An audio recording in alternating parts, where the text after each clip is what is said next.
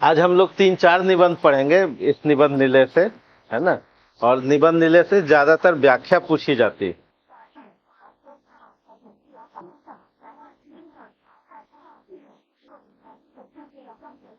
कूटज निबंध है और ये निबंध लिखा हजारी प्रसाद द्विवेदी ने। देखिए आपकी किताब में होगा।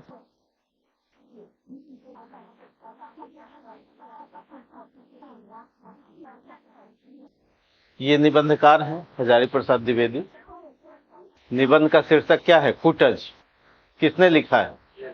हजारी प्रसाद द्विवेदी ने लिखा है। ये ललित निबंध,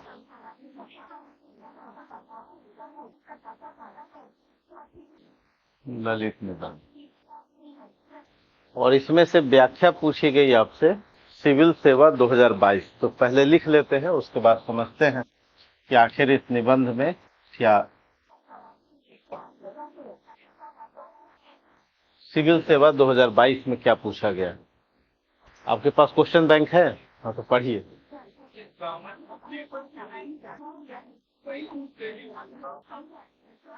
नोट कीजिए, नोट करके और जरा हमको कौन समझाएंगे ये बताएं।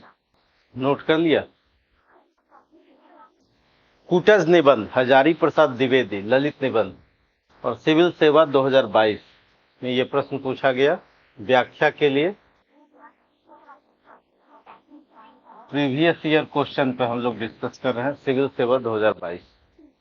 जिसका मन अपने वश में नहीं है वही दूसरे के मन का छंदावर्तन करता है।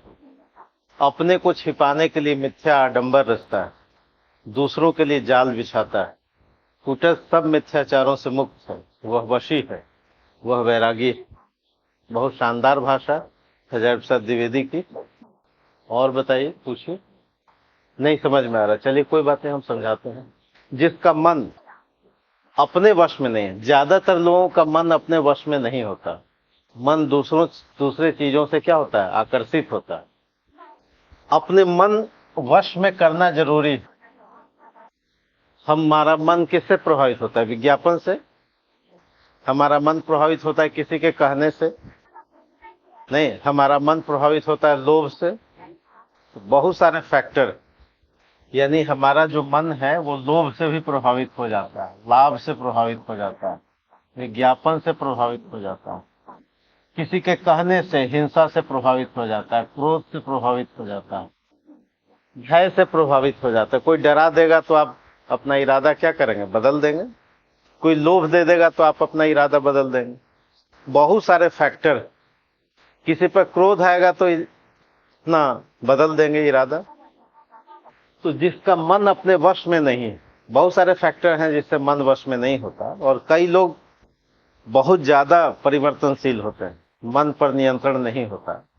मन उन पर नियंत्रित करता है। दो बातें, या तो आप मन पर नियंत्रित करें, मन को नियंत्रित करें, या मन आपको नियंत्रित करें। जैसे गर्मी होगी तो इरादा बदल देंगे कि नहीं पढ़ने जाना है, तो और सो जाएंगे। नहीं, 8:30 से क्लास है तो आदमी कब तक सोया रहेगा? 10 बजे तक सो, छोड़ो आज नहीं। ये इसको क्या कहेंगे कि मन आप पर क्या कर रहा है? हाँ, हावी। क्योंकि मन ने ऐसा कहा और आपने क्या कर लिया? मान लिया। कूटज ऐसा नहीं करता। जिसका मन अपने वश में नहीं है वही दूसरे के मन का छंदावर्तन करता है। छंदावर्तन का मतलब हुआ छंदावर्तन, है ना, यानी उसी के मन का गीत गाता रहता है, दूसरे के लिए करता रहता है, दूसरे के मन का गीत गाता रहता है। छंद मतलब होता है संगीत, वर्तन मतलब आवृत्ति, फ्रीक्वेंसी। तो दूसरे के मन का छंदावर्तन कौन करता है? मान लिया कि आप वही करेंगे जो पिताजी करेंगे, माता कहेंगे, प्रेमी प्रेमिका, मान लिया कि सुमित की कोई प्रेमिका है तो प्रेमिका के मन के अनुसार ही करते रहेंगे। उसी के मन का क्या करेंगे? छंदावर्तन करेंगे। समझ गए? छंदावर्तन मतलब उसी के मन के अनुसार आप संगीत की आवृत्ति उसके मन के अनुसार करते हैं। तो जिसका मन अपने वश में नहीं है वही दूसरे के मन का छंदावर्तन करता है। और जिसको अपने मन पर नियंत्रण है, अपने को छिपाने के लिए मिथ्या आडंबर रचता है। मिथ्या मतलब झूठ का एक आर्टिफिशियल आडंबर रचता है ना। एक अपनी स्वप्न की दुनिया बनाता है, झूठ का आडंबर रचता है। झूठी बातों का एक शान गढ़ता है ना, एक संसार रचता है, दूसरों के लिए जाल बिछाता है। अब कह रहा है कि कुटज इन सब मिथ्याचारों से मुक्त है। ये जो मिथ्याचार है, मिथ्या मतलब झूठ, आचार मतलब आचरण, जो मिथ्या आचरण है उससे मुक्त है, वह वशी है। वशी मतलब उसने मन पर नियंत्रण कर लिया है, वह वैरागी है। वैराग्य उसके साथ, वैराग का मतलब है कि उसमें आईक्यू भी है, ईक्यू भी है और एसक्यू भी है, स्पिरिचुअल क्वोशेंट भी है। वैरागी का मतलब सन्यासी नहीं, वैरागी का मतलब कर्मठ। वैरागी वही हो सकता है जो कर्मठ है, जिसको मन पर क्या है, नियंत्रण। वैराग्य कर्म से आसक्ति रखना है, कर्म से अलग हट जाना नहीं है। लेकिन सामान्य भाषा में आप क्या कहते हैं कि साधु सन्यासी वैरागी वो है जो कर्म को छोड़ देता है। लेकिन यहाँ पर वैरागी का मतलब क्या हुआ, जो कर्मठ है, जो कर्म पर अपने मन पर नियंत्रण रखता है। इसलिए कहा गया कि जिन खोजा तिन पाइया गहरे पानी पैठ, जो बौरा डूबन डरा रहा किनारे बैठ। या मन के हारे हार है, मन के जीते जीत, सुना होगा। जिसने मन पर नियंत्रण कर लिया उसके लिए यूपीएससी कुछ नहीं। तो अगर कुटज को एग्जाम देना होता तो कुटज एग्जाम पास कर जाता नहीं, क्योंकि उसने मन पर क्या किया हुआ है। समझ में आया? बहुत अच्छी व्याख्या, बहुत अच्छी भाषा और बहुत अच्छा निबंध। हजारी प्रसाद द्विवेदी ये ललित निबंध लिखते हैं। कुटज, कुटज है क्या, है ना, आपके मन में सवाल होगा। कुटज एक पौधा है। कुटज क्या है, एक पौधा है। और शिवालिक पहाड़ी पौधा है। शिवालिक की पहाड़ियों में कुटज एक पौधा है जिसकी ऊंचाई 4 फीट से लेकर 8 फीट तक होती है मैक्सिमम। छोटा पौधा है, पहाड़ी पौधा। उसकी छाल मोटी होती है, ठीक है। तो उस पौधे में विशेष कोई खासियत हो, चूंकि खासियत इतना ही है, चूंकि पहाड़ में है तो नीचे से फोड़ के निकलता है, पहाड़ को फोड़ के निकलता है। और उसको पानी कहाँ से मिलता है, नीचे से। तो जिजीविषा का प्रतीक है वो। जिजीविषा का मतलब है कि विपरीत परिस्थितियों में संकट तो आते ही रहते हैं, समस्याएं तो सब पे आते रहते हैं, तरह तरह की समस्याएं। मिस्टर ए पर कोई समस्या आएगी, मिस्टर सी पर कोई समस्या आएगी। इसलिए कोई ये नहीं कह सकता कि भाई हम ही पर ज्यादा समस्या है। बहुत लोग कहते हैं ना कि सारा दुख ईश्वर ने हम ही को दे दिया है और दूसरे को देखो बहुत आसानी से उसका हो गया। ऐसा नहीं होता। हर व्यक्ति की समस्याएं, इसलिए समस्याओं का रोना नहीं। जो समस्याएं आप भुगत रहे, हो सकता है बड़ी समस्या। कल एक बच्चे ने एडमिशन लिया है मेरे यहाँ टेस्ट में, वो 2 बार एग्जाम दिया मुख्य परीक्षा का, और माँ उसको गोद में लेके आती है, विकलांग है, दिव्यांग है ना। और पिछली बार 249 अंक लाया हिंदी साहित्य में।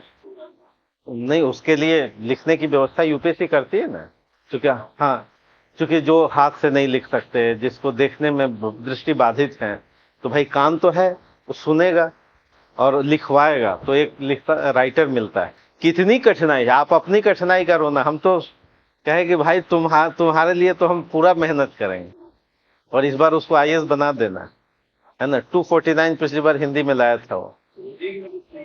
हाँ, हिंदी की वजह से नहीं हो रहा है। हिंदी में 280 प्लस आएगा तो हो जाएगा उसका। 30-40 अंक का मामला नहीं, ऑनलाइन देगा, घर से देगा, वो घर पे कोई लिखेगा उसका, ठीक है। और मतलब वो टेस्ट कोई पढ़ेगा क्वेश्चन। और तो बताइए, आप सोचते हैं कि समस्याएं मेरे ही साथ हैं, दूसरों की समस्याएं देखेंगे तो एक से एक समस्याएं, लेकिन व्यक्ति पीड़ित रहता है, चिंता में रहता है कि मेरे साथ ही नहीं, इतनी सारी समस्या है। समस्याओं का किसी के हाथ नहीं है, किसी के सही से अंग नहीं है, बहुत सारी बातें हैं। कोई बहुत गरीब है, कोई अतिशय, अब मान लिया कि अर्पित जो पास किए, उनके पिताजी कोविड में क्या हुआ, तो उनका देहांत हो गया। बताइए, कोविड में देहांत हुआ और 1 साल के बाद बच्चा आईएएस करता है।